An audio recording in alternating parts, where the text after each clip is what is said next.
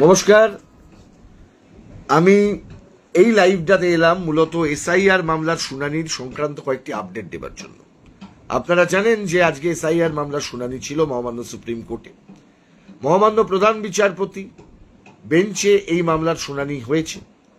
এই মামলাতে আজকে নির্দিষ্ট ছিল রাজ্যের মুখ্যমন্ত্রী যে মামলা করেছিলেন, আরও অন্যান্য মামলা হয়েছিল, কিন্তু মূল মামলা মুস্তারি বানু, সেই মামলাটিও ছিল এবং সমস্ত মামলাতে একটি প্রতিপাদ্য বিষয় আজকে ছিল যে পশ্চিমবাংলার এসআইআর প্রক্রিয়ার ভবিষ্যৎ কি।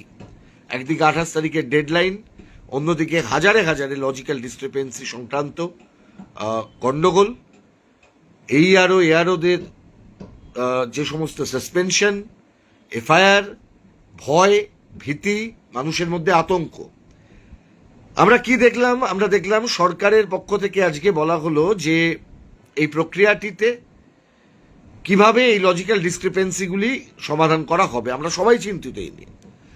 আমরা মুস্তারি বানুর মামলাতে প্রথমেই বলেছিলাম যে এসআইআর সংক্রান্ত যে সমস্ত সিদ্ধান্তগুলো হচ্ছে, এই সিদ্ধান্তগুলো কোনো এক্সিকিউটিভের হাতে না ছেড়ে এটা জুডিশিয়াল অফিসার এনগেজ করা হোক। আমরা কমিটি চেয়েছিলাম, আজকে মহামান্য সুপ্রিম কোর্ট সেই একই রকমভাবে কিন্তু আজকে কলকাতা হাইকোর্টের প্রধান বিচারপতিকে নির্দেশ দিয়েছেন যে মোডালিটিস ঠিক করে এই লজিক্যাল ডিসক্রিপেন্সি সংক্রান্ত সমস্ত হিয়ারিং সেগুলো কন্ডাক্ট করবার জন্য কিভাবে করা হবে, এবং তাই সেই কাজের জন্য জুডিশিয়াল অফিসারদের ডেপুটেশনে নেওয়া হবে, এই সংক্রান্ত নির্দেশ মহামান্য সুপ্রিম কোর্ট দিয়েছেন।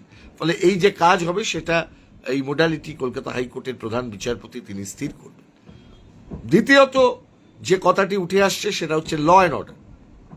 বারবার নির্বাচন কমিশনের পক্ষ থেকে বলা হয়েছে, বা আমরাও আমাদের যে পিটিশনে, আমাদের সরাসরি সেই পিটিশনে লেখা আছে, আমরা বলেছিলাম যে পশ্চিমবাংলার যে পরিস্থিতি, সেই পরিস্থিতিটা ভারতের অন্য রাজ্যের পরিস্থিতিগুলোর থেকে আলাদা। এখানেই আমরা প্রথম দেখেছিলাম সরকার বনাম নির্বাচন কমিশন, নির্বাচন কমিশন বনাম সরকার। সংবিধানের অন্তর্গত দুটি প্রতিষ্ঠান পরস্পর বিরোধী ভূমিকা নিচ্ছেন পশ্চিমবাংলায়।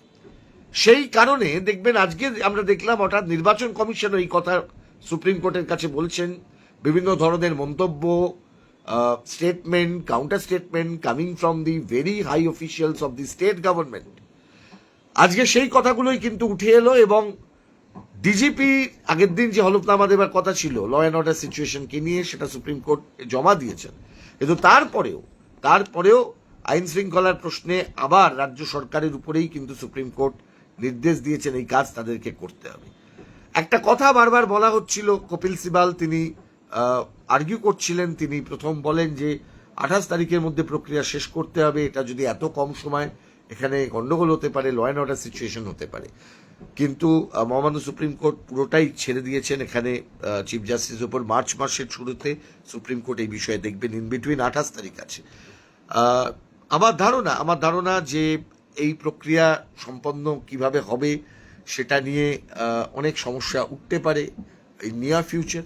কিন্তু একই সঙ্গে এটাও দৃষ্টান্তমূলক, যেটা হচ্ছে এই যে এসআইআর সংক্রান্ত শুনানির শেষে কিন্তু সুপ্রিম কোর্ট বলছেন আমাদের রাজ্যের হাইকোর্টের প্রধান বিচারপতিকে যে তিনি জুডিশিয়াল অফিসারদের নিয়োগের জন্য যে মোডালিটিস সেটা ঠিক করবেন।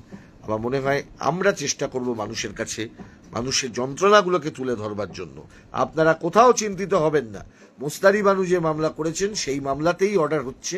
যারা ওখানে অনেকেই চলে যাচ্ছেন আজকাল, দিল্লিতে গিয়ে ক্যামেরা দেখে অনেকেই চলে যান মামলা করতে, সেগুলো নিয়ে খুব একটা ঘাবড়াবেন না।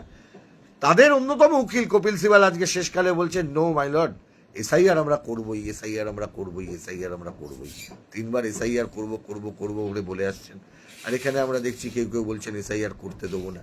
তাহলে যাদের কথার কোনো মূল্য নেই, শুধুমাত্র সুপ্রিম কোর্টে হেঁটে আর পিছন দিকে ওই চ্যানেলের এক্সিকিউটিভকে সঙ্গে নিয়ে হেঁটে রাজনৈতিক নেতা নেত্রীরা অনেক কিছুই করতে পারবেন। একটু আইডেন্টিফাই করানোর সময় হয়েছে। পিছনে কর্পোরেট চ্যানেলের এক্সিকিউটিভও যাচ্ছেন, তিনি তৃণমূলের নেতা কিনা সেটা দেখবেন আগামী দিনে। মানুষ বিচার করবেন কোনটা সত্য, কোনটা মিথ্যা, কোনটা সঠিক, কোনটা বেঠিক।